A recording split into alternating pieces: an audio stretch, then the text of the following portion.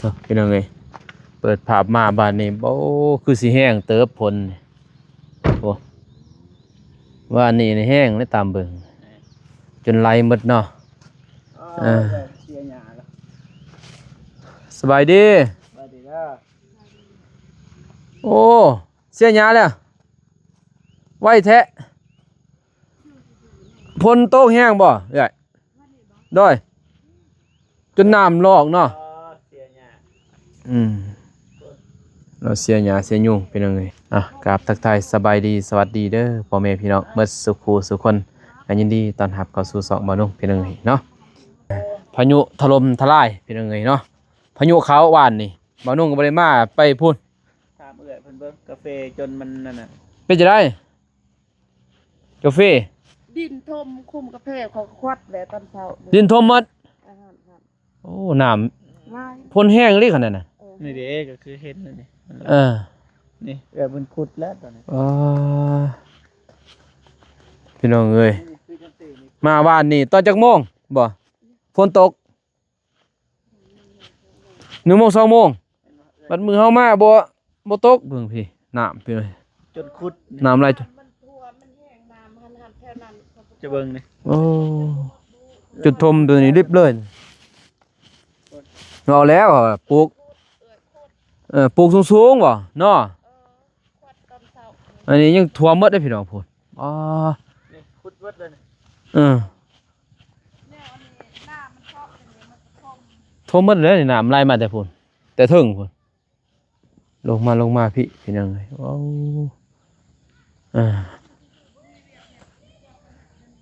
โดยสบายดีอยู่ซื้อแล้วก็เงาเราอะเลยเสียหญ้าพี่เนาะมีไอแดงเพิ่นเสียยุกเสียหญ้าบ้านนี่ เสียมันเบิดนี่ โอ้ เอื้อยเอ้ย นี่ตัวนี้เบาเตียงเอ้ยพี่รีบเลยมาอีกวันนี้นี่มืดครึ้มนี่ได้นี่เบิ่งพุ่นพายุได้พี่น้องเอ้ยนี่ถล่มตัวนี้กะบ่เหลือหยังเลยตัวนี้กะเลิกโพดพุ่นมางวดซองนี่ยันริบเลยเนาะไล่มาแต่พุ่นโอ้นี่ได้เขาว่าทมลายโพดบัดว่าห้าวเบิ่งคือตื้นแม่นบ่มันก็ไปมาเลิกอีกบัดนี้เนาะมันอยู่รูปเด้ตกไม้เด้อคันได้ตกกันแล้วบัดนี้แล้ววันนี้จนนี่เลิกนี่สูงโพดอีกเจ็บเห็นบ่นี่จนหอดนั่นเลยเซาะตัวนี้หอดพงนั่นเลยนี่พ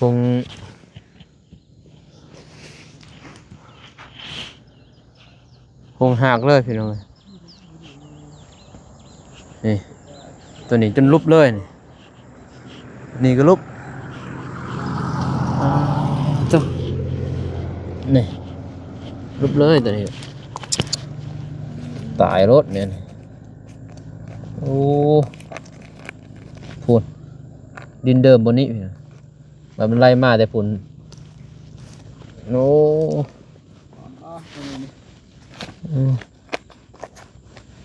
ถล่ม ไปน้ ใส่ดิบเลยเลยผมมันเสาะหมดโอ้น่ะน้ำไหลไปพุ่นเห็นบ่ขี้ดินลงไปพุ่นหมดลงไปพุ่นเนาะอันนี้ยังแห้งสำนีได้นี่มาไล่เถื่อสิบ่หมดโคนมาแล้วหมดโคนเลยบ่นี่เบิ่งทางพุ่นไปยันเบิ่งนั่นก็บ่เหลือทมหมดบ่จัก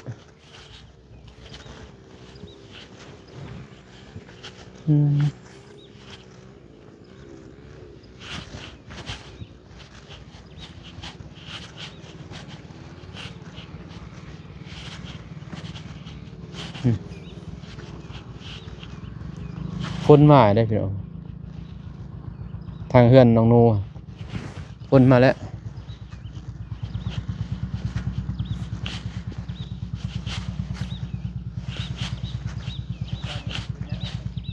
เขียนนี่บ่เป็นหยังแต่บนหันแหล้วพอน้ำเป็นหองมาแต่พุ่นลงแต่เฮือนนั่นแหละไล่ลงมาเลยบัดมันแห้ง เฮ้ยหยุด ใส่ หยุดโอ้ย ไม่หยัง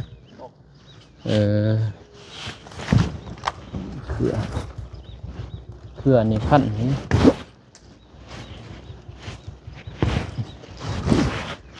เขื่อหญ้าพี่น้องเลยไปเบิ่งพุ่นไล่ไปจักพุ่นแต่เบิ่งนี่คันรูปไล่เด้อพี่น้องถ้าว่าน้ำมันแห้งนี่ก็ บ่เป็นหยังนะ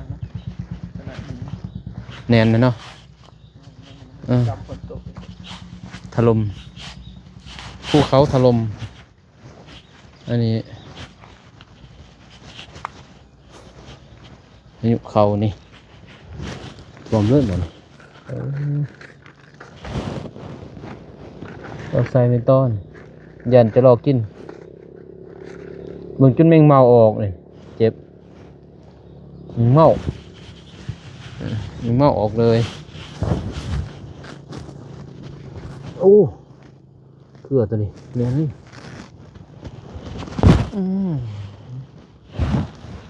เกลือนี่พุดพวมออกคือจกมาเห็นโอ้แรงมากฝนกันทำมาว่านี่พี่เจอเนาะแต่ว่านี่เบานุ่งเอาไปเจ็บไปพูดบันกันดอนกับบันตะเกียวเราเลยไปมาทางนี้มาเมื่อนี้งานนี้เริ่มขึ้นเลยได้พี่น้องเริ่มเคี้ยวเลยใช่ไหม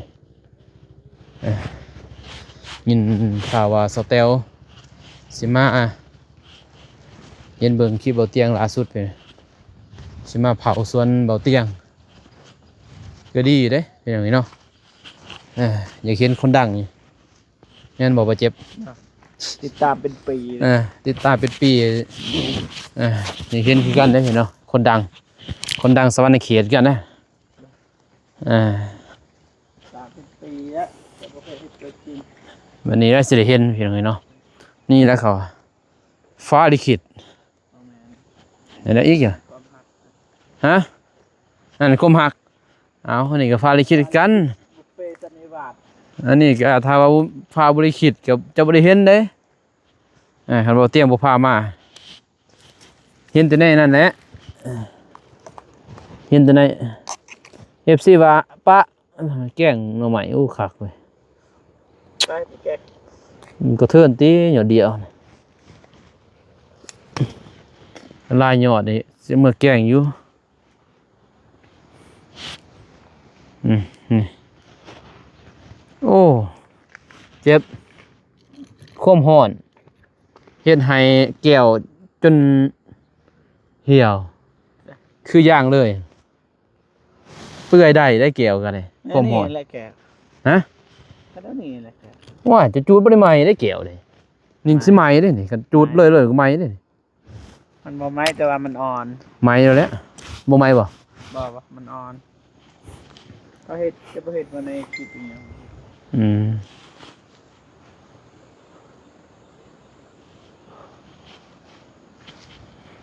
หญ้าฮุกแล้วพี่น้องคือแล้วสแตลมานี่ก็พอดีงามโลดนี่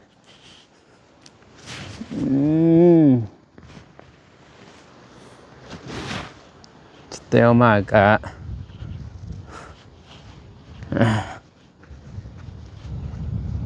เสียยุกเสียหญ้านี่แหละพี่น้องเนาะหญ้ากำลังเกิดอยู่นี่เขียวอยู่มันพายุเขาแล้วมาแล้วพายุตามเบิ่ง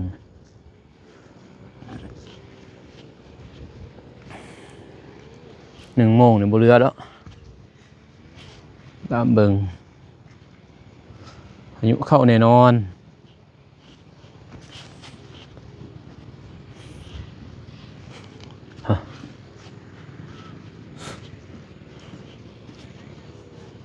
จะรอนี่ก็เริ่มได้พี่น้องมันนี่เที่ยงเลยได้มันนี่ดิ่งๆเห็นแต่ต้นกาแฟแล้วบัดกับหญ้าเพราะว่าดินมันยุบตัวหมดเลยพี่เนาะยุบตัวลงหมดแล้ว อ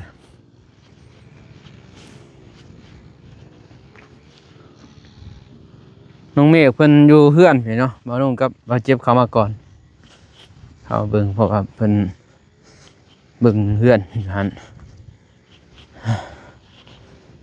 โอ้ยโอ้โหเขียวเลยติดเลยพี่เนาะนี่งามเลยตัวนี้ก็งามตัวนี้ก็งามนี่งามเป็นยังไงเนาะเขียวตัวเขียวค่ะเขียวแน่แท้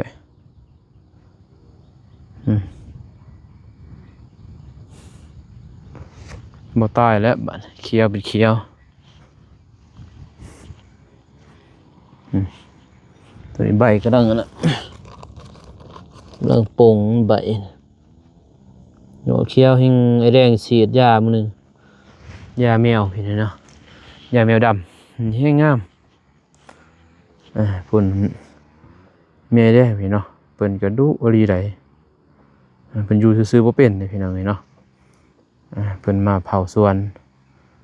ถ้าสเตลมากก็เห็นไม่ได้ก็ได้กลับเห็นเนาะพอได้ว่ากันกับบ่าวเตียง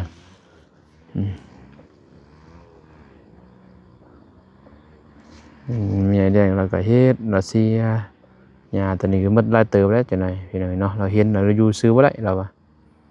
เราก็อยากเสียนะพี่น้องเนาะเราเห็นเรานั่งอยู่ซื้อบ่ได้เราอยากซอยมุติภัยเนาะซอยบ่ได้วางพ้นยังคือว่านุ่งก็เพิ่นก็อยากซอยพี่เนาะเห็นมันนั่นก็ซอย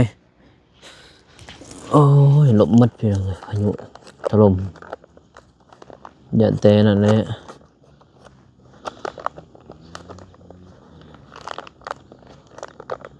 อย่าแต่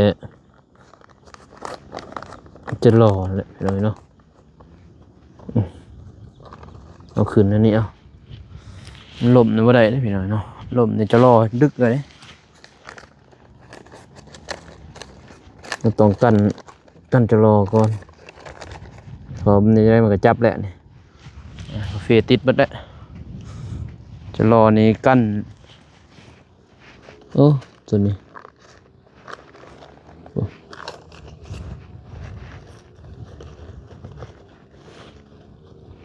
กำลังแตกตัวนี้เชียก็ง่ายอยู่เชียยา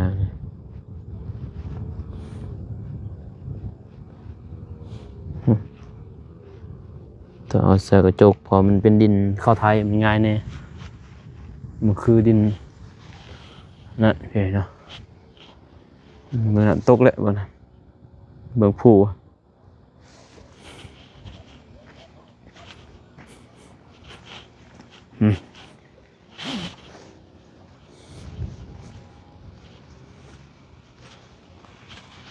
เสียยุกเสียหน้าเนี่ยตัวนี้ดึงเอาก็ได้เนี่ย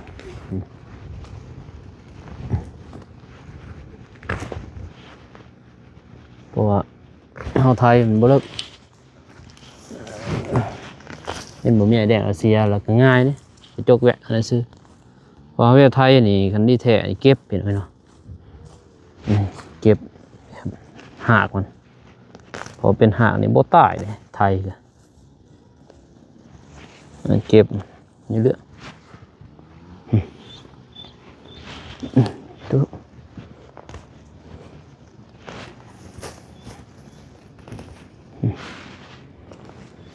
นี่ก็สิพี่น้องมองนี่นะยาตัวนี้มันบิดขวดมันกึด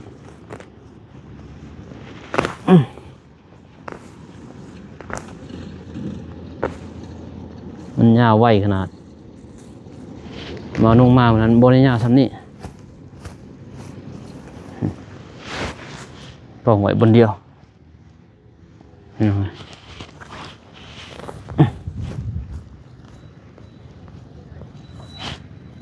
มาคนงานมาเผาสเตลมาเผาสบายมีแต่เสียแบบก็บนักแบบเสียหญ้าได้ง่ายเบอร์นั้นเขาปลูกไม้มาเห็นไหมเนาะแบบ เมื่อปลูกบางกำลังปลูกกระมวลและพายุเขาเลยเนี่ยหากมันใต้ง่ายเลย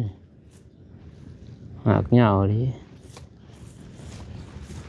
หากหญ้าตัวนี้หญ้าป่องหญ้าป่องหญ้ายังเจ็บเจอหญ้ายังไง ยา หญ้าขี้หมูบ่หญ้าขี้งัว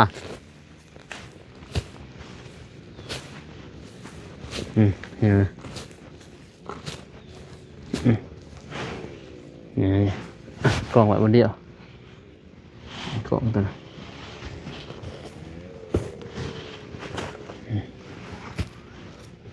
บ่เจ็บ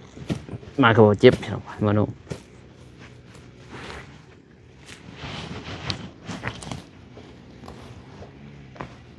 เขาไปหาสนุก่อนพี่น้องเนาะไปเหยียบอีกF4ว่าคือมาหาแต่สนุดูไปหาน้องน้ำพ้นเนาะน้องน้ำพ้นยังมีจัดงานอยู่พี่เนาะเพิ่นโทรเพิ่นโทรมาบอกว่าให้ไป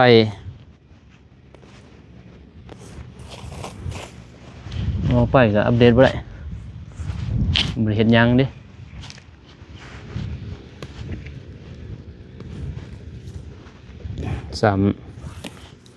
มาเสียนี่3หญ้าตัวน้อยใหญ่นี่ก็ตัวนี้โอ้ใหญ่เกินพี่น้องแล้วบ่น้องลกซะตะกี้ก็นี่แหละพี่น้องลกหญ้าลกหยังไปก็ใส่อย่างนั้นเด้ก็เป็นได้เติบได้บัดนี่แบบนี้เป็นเติบ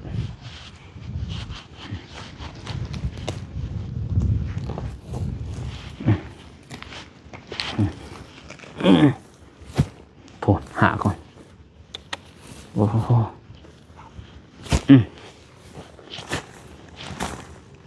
ตอนแดดเนี่ยโอ้ตายเลย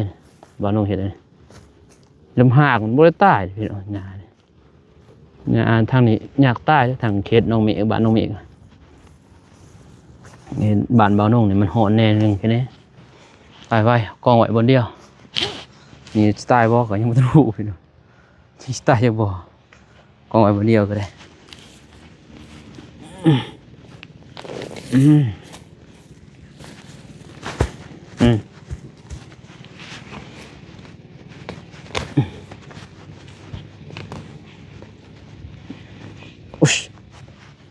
เอากระจกมาผมมีกระจกไอ้เด็กในเมียเดียวเดียวคือเลยผมมีกระจกซื้อมาใหม่ซื้อบัตรมาบรรณาซื้อกระจกมาคนเดียวมาแล้วย่างเลาะบางทีเห็นนี่แหละหากนี่ก็กดเอา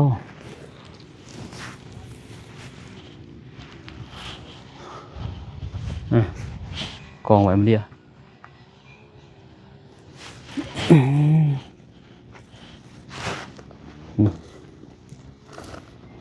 งามเดี๋ยวดีเทลแล้วเขาเสียอะไรมันก็สิงามอยู่พอเสียเขาก็คอดมาเลยใส่กกมันเอาคอดไปเลยเสียคือหาอันนี้ก็เกิดได้เพียงงามสิ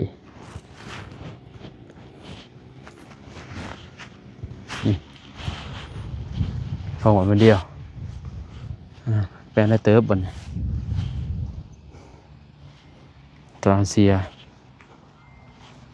น้องเห็นอดบ่ได้พี่น้องเห็นหยาอยากลกอยากยัง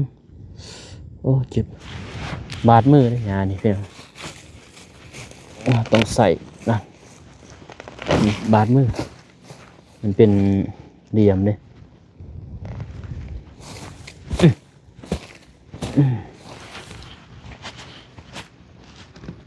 เงานี่ก็เครือกองใส่โกกาแฟกับเป็นหยาทั่วอาหารมัดที่เราใส่พูนี่จะเป็นไรเติบไปดิปล่อยมันเดียววันนี้จะใต้แล้ว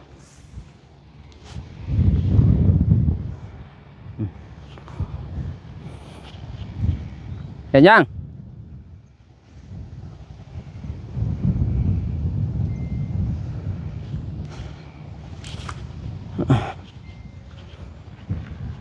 ตัวนี้ยาฆ่าตัวนี้โอ้เฮงเนี่ยบนนี่ยาฆ่าอยู่นี่ขุดเอาหากมาแล้วพวกยาฆ่าเนี่ย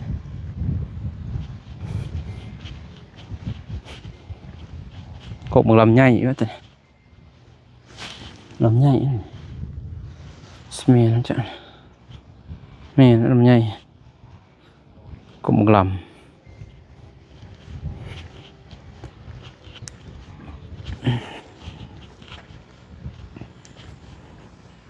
นี่หญ้ามันเกิด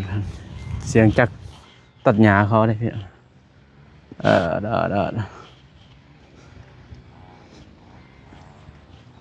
ไอ้หนู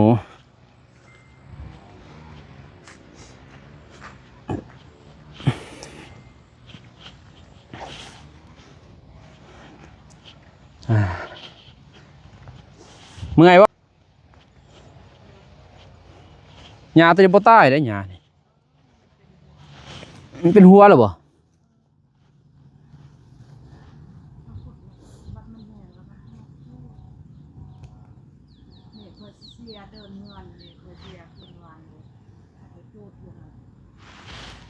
ตายวะมันจูดใต้เนาะ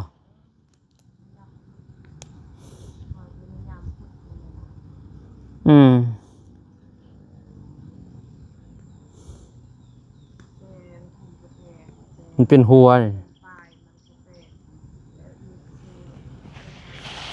หมกโม่นี่ตัดทิ้งไปแล้วเสียสร้าง มันจะไปเกาะใส่กกมันโอ้ยจะมีเกาะใส่อยากกินหรือซื้อเอาเอาเตียงวะกินแล้วก็ซื้อแล้วโปกมันก็เป็นดอกมันมิดหญ้ามันเลยหญ้าตัวนี้นี่มูกินเลยบางคนฮะนี่ได้คนเวียดเขากิน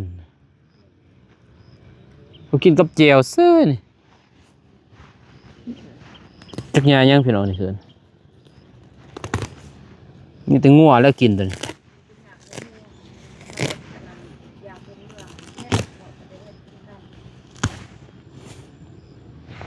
หญ้าแหงมูนี่หัวมันเป็นหญ้าต้มบ่มึงเดือยน้ำมันเด้มึงเดือยน้ำแต่อันนั้นดีมาคลังยานวลแมวแต่เดี๋ยวหัวตัวนี้ดีมาคลังบ่ก็ว่าดีมาคลังดีมาคลังโอ้ตกแห้งดิพี่น้อง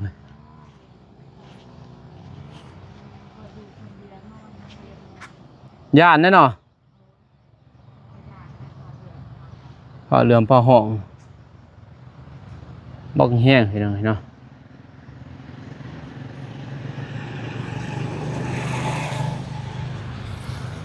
ฝนตกนะเขาใส่เสือกันฝนเลยฝนตกฝนดินนะฝนแห้งบ่ตายแล้วกาแฟบัดมีแต่แม่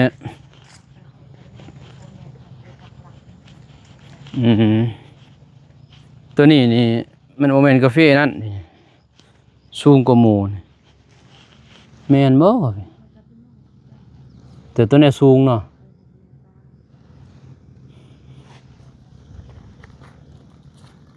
หญ้าจุดโป่ง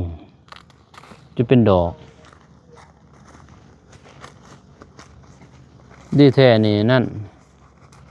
แยกแล้วสีดหญ้ามันลุ่งอีกตัวนั้นบ่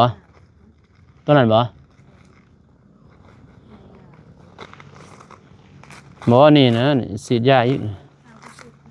นี่ได้แต่มันบ่งามเป็นใด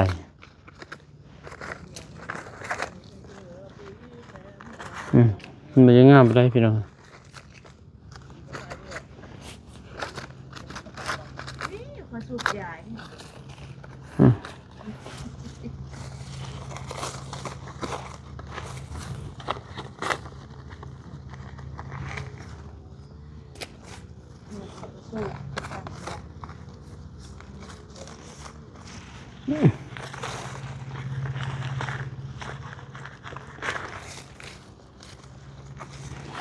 หกไว้อย่างนี้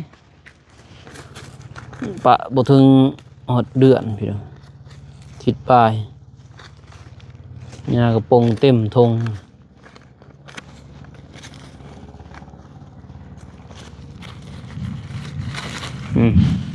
คนจะตกอีกแล้วผ่าห้องคุมๆ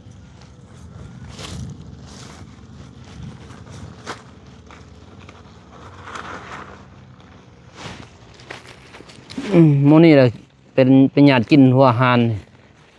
ยังกกน้อยๆเป็นญาติกินจะหมด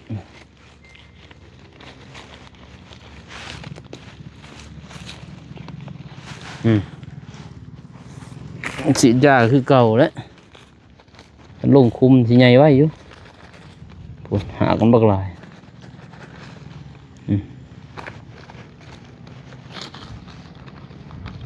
มันต้องงามแล้ว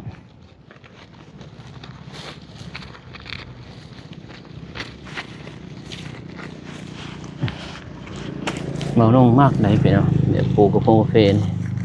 กะเบียโอ้ตัวนี้ลมเบียลมทับตึงกันพี่โอ้จนเป็นเอี้ยงเนี่ย เป็นพันยานอนเครื่องหนึ่งรับเครื่องหนึ่งก็รับนอนเร็วครับเมื่อวานคนมาเลย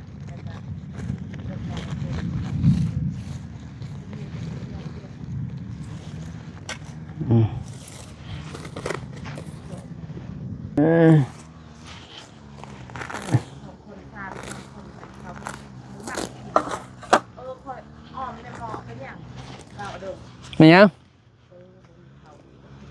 เชียดได้แล้วกินข้าวมาเรียบร้อยเลย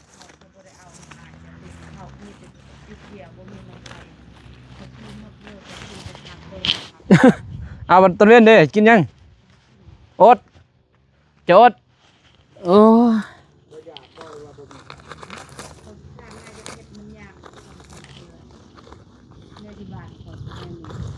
อยู่บ้านก็บ่กินข้าวเย็น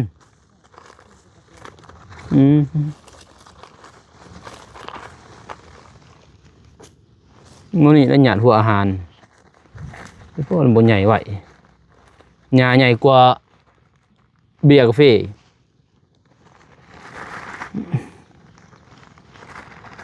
หากเต็มทงเห็นไหมพวก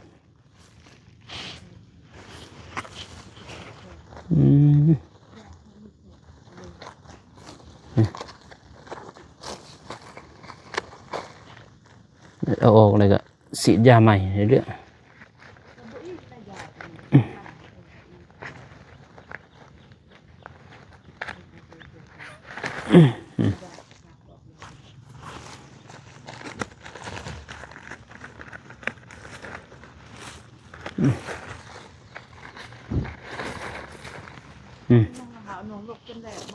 ใช่นี่บ่ก็เลยเติมไปได้นี่พูดได้พูดนี่เลยเดียวกระโหลกจนแหลกบ่ลกแล้วเลยเลยเถื่อนลกก็ไม่แล้วซะกันบอลนี่แหละตัวนี้แหละหยาดอาหาร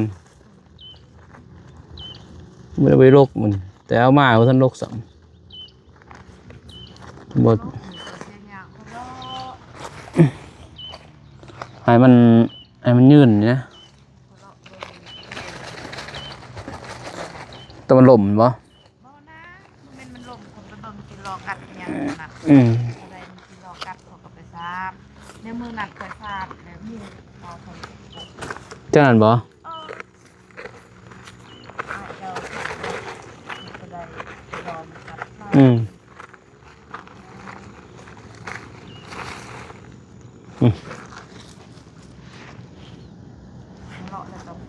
รเหรอ พ่อ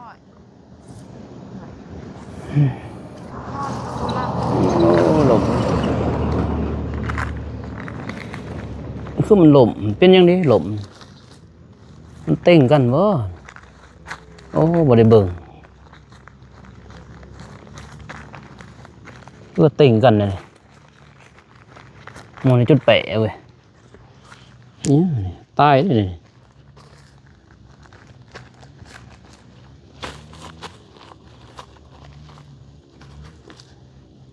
ดมจุดแปะเลยพอยันต้นเขาหนั่นมาจากโยนผมไม่โยนนะมีแต่เรียนมาแล้วผล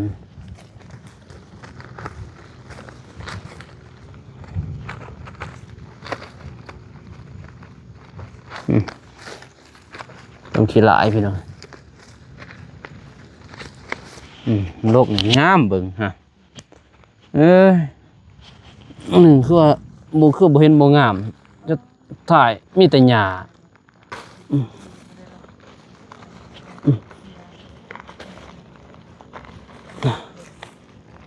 โอ้บ่ถึง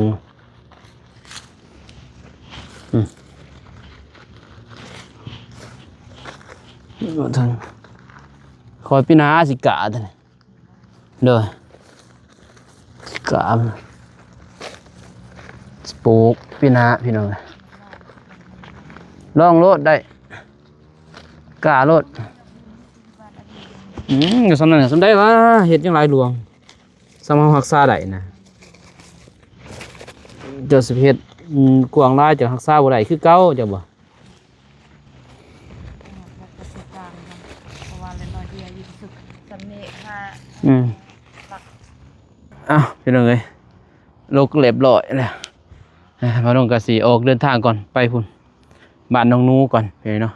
ไปเยี่ยมยามจะเสร็จยังมื้อนี้จะไปยามเพิ่นก่อนถามเพิ่นว่าเพิ่นสิปลูกกาแฟมื้อใดพี่น้องเนาะบางทีเบาเตียงลงมาสิไปซอยเพิ่นบ่น้องกับน้องเมฆนี่แหละพอเพิ่นมาซอยดินี่แหละพี่น้องเนาะมันก็งามนี่ดอกฝนก็สิตกหึมๆเลยพอตกวันนี้แห้งทางเมียแดงว่าทางไอ้แดงว่าแห้งจนไล่พุ่นหมดเป็นยังไงเนาะ